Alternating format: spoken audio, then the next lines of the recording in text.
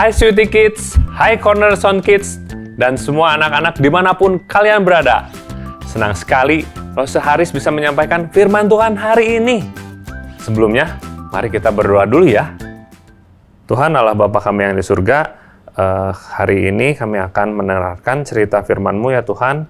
Tolong berkati kami agar kami bisa mengerti isi firman-Mu dan bisa menerapkannya dalam kehidupan kami sehari-hari.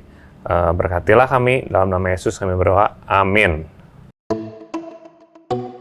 Mari kita memuji Tuhan.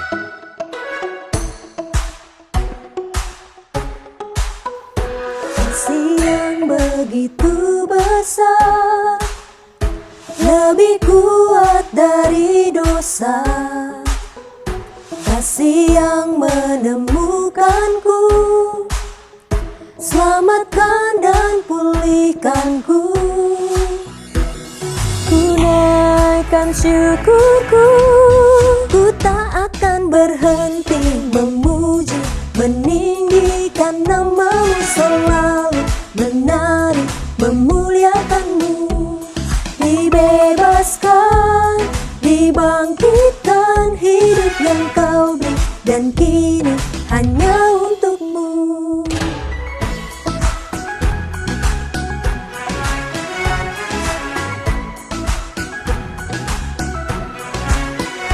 Kasih yang begitu besar, lebih kuat dari dosa. Kasih yang menemukanku, selamatkan dan pulihkanku. Ku naikkan syukurku, ku tak akan berhenti memuji, meninggikan nama-Mu, selalu menari, memuliakan-Mu. Dibebaskan, dibangkitkan, hidup yang Kau beri, dan kini hanya untuk-Mu.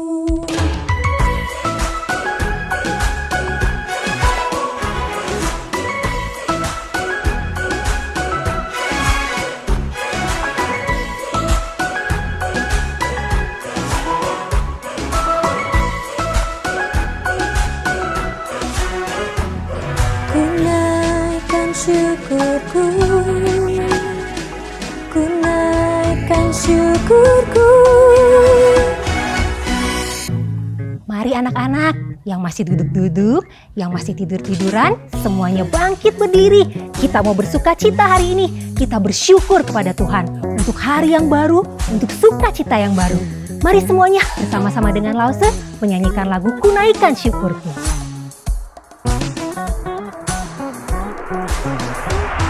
Kita akan berhenti memuji, meninggikan nama-Mu, selalu menari, memuliakan-Mu. Dibebaskan, dibangkitkan, hidup yang Kau beri, dan kini hanya untuk-Mu. Takkan berhenti memuji, meninggikan nama-Mu, selalu menari, memuliakan-Mu. Dibebaskan, dibangkitkan, hidup yang Kau beri, dan kini hanya untuk-Mu. Hidup yang Kau beri, dan kini hanya untuk-Mu.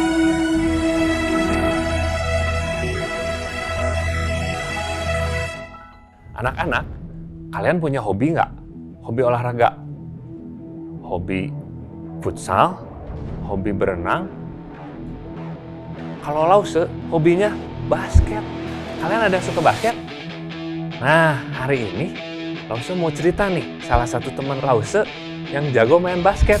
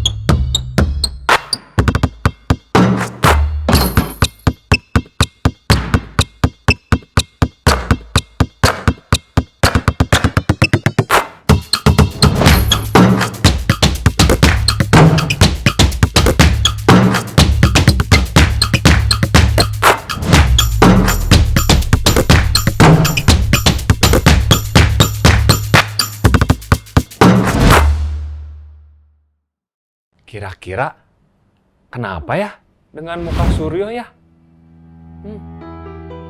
Apa sari awan? Apa sakit gigi? Bukan. Hah? Iya, betul. Sedang sakit hati alias iri. Siapa yang tahu apa arti kata iri? Iri artinya menginginkan sesuatu yang dimiliki oleh orang lain. Kita bisa iri dengan banyak hal. Pernah nggak kalian menginginkan mainan yang keren punya teman orang lain? Atau baju yang keren? Atau mungkin kakak atau adikmu dapat hadiah, tapi kalian nggak dapat?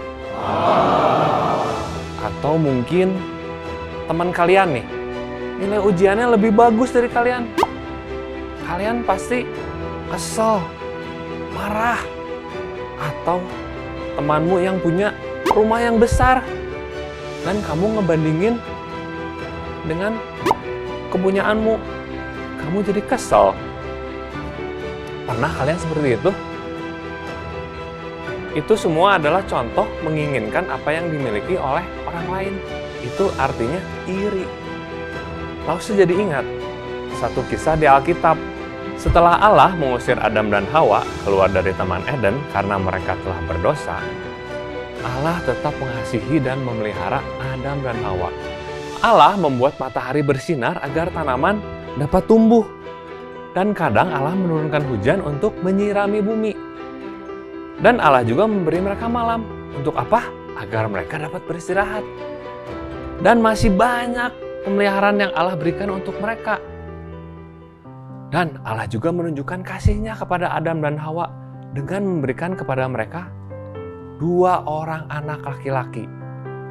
Pertama, kalian pasti tahu kan namanya siapa? Iya betul, Kain. Yang kedua, Habil. Wah, mereka pasti seneng banget ya. Tadinya hanya berdua, tambah 2, jadi berempat.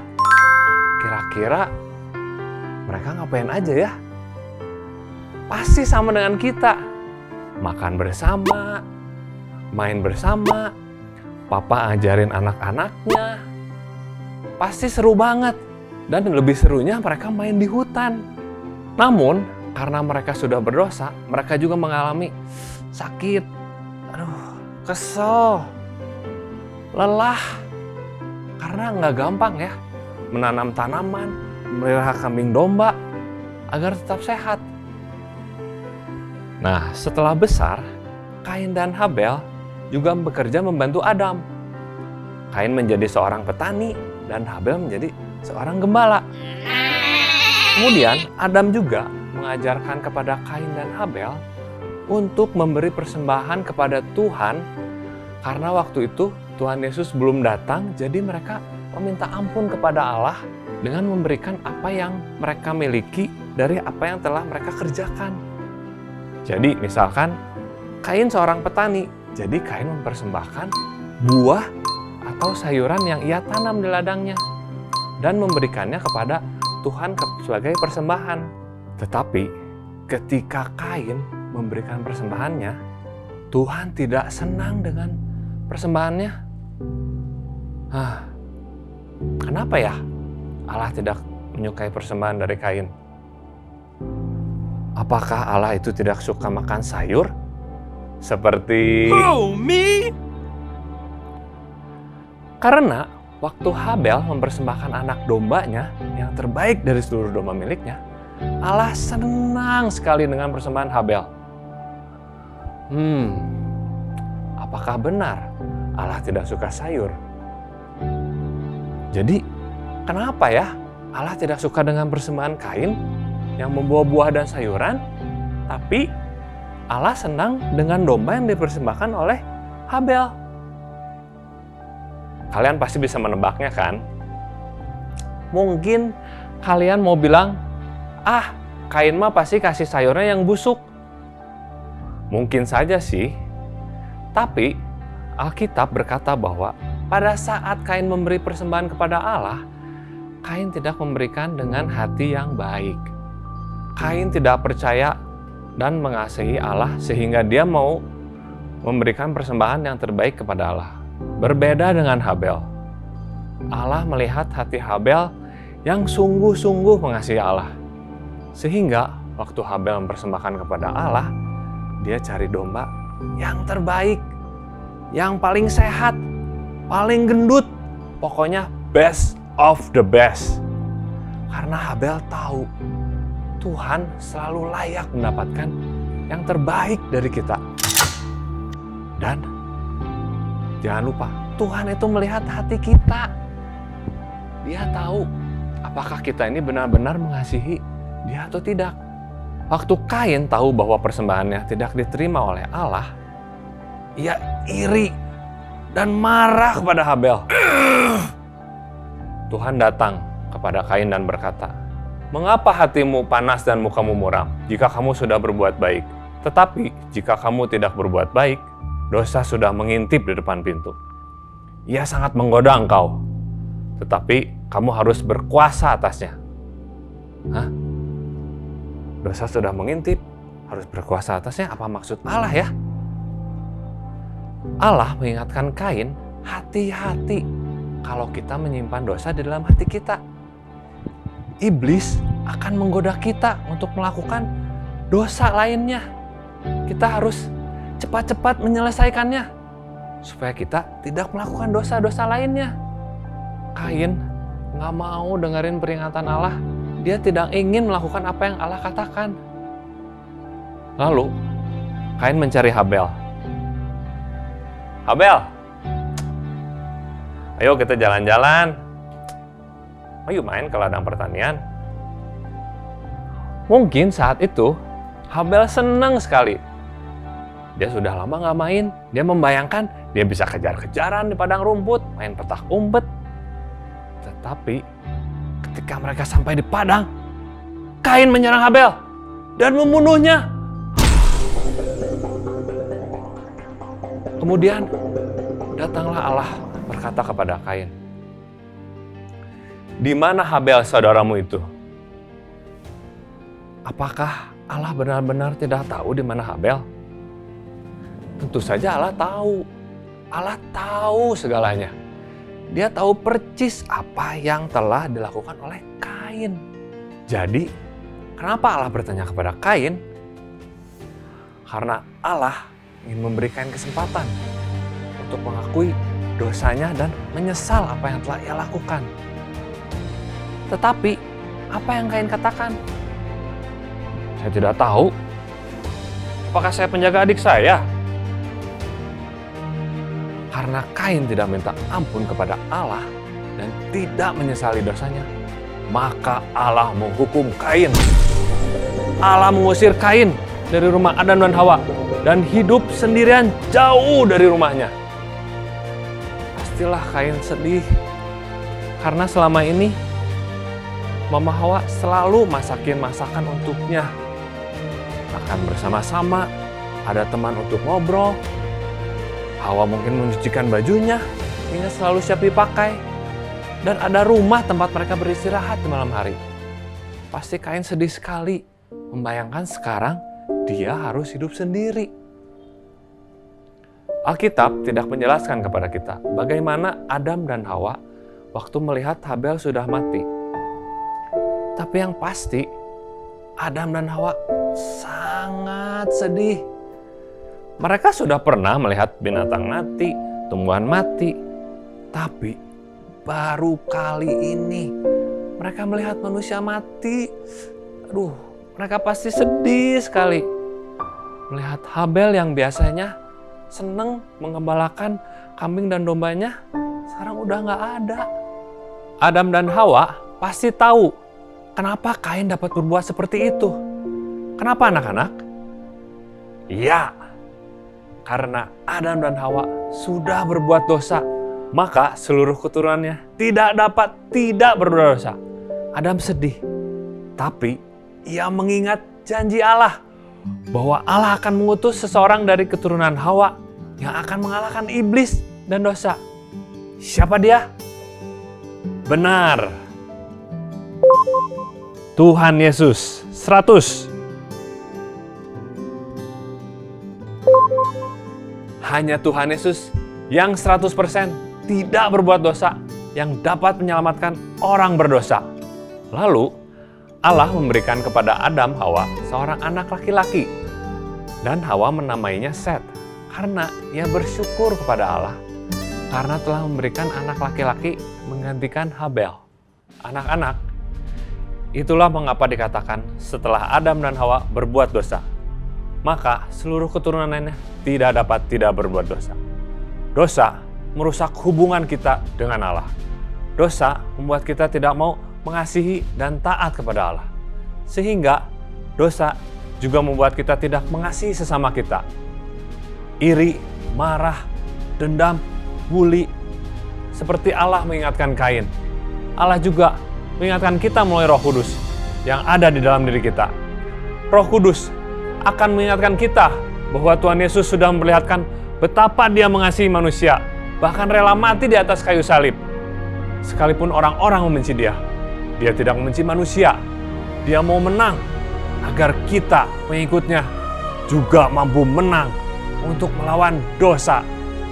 Kalau kita mulai digoda untuk melakukan dosa, cepat-cepat berdoa, minta Tuhan tolong agar kita tidak melakukan dosa.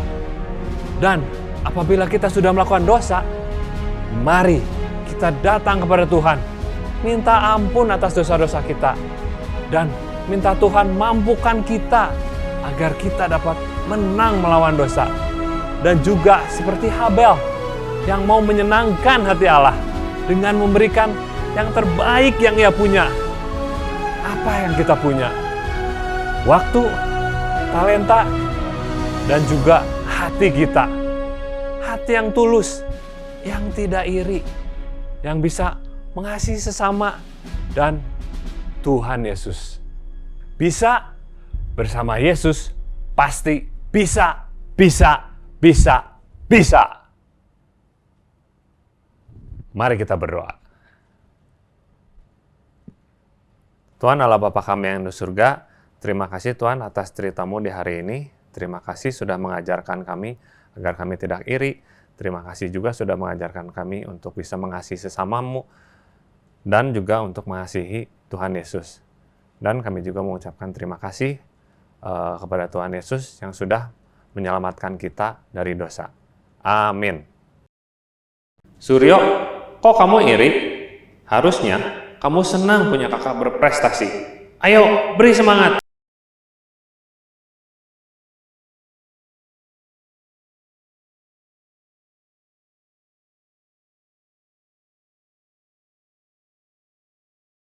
Anak-anak, kita ayat hafalan dulu ya. Roma 3 ayat 23 sampai 24. Karena semua orang telah berbuat dosa dan telah kehilangan kemuliaan Allah. Dan oleh kasih karunia telah dibenarkan dengan cuma-cuma karena penebusan dalam Kristus Yesus. Kita ulangi sekali lagi ya. Roma 3 ayat 23 sampai 24. Karena semua orang telah berbuat dosa dan telah kehilangan kemuliaan Allah, dan oleh kasih karunia telah dibenarkan dengan cuma-cuma karena penebusan dalam Kristus Yesus. Mari sebagai komitmen kita sama-sama nyanyikan lagu We Will Stand Strong.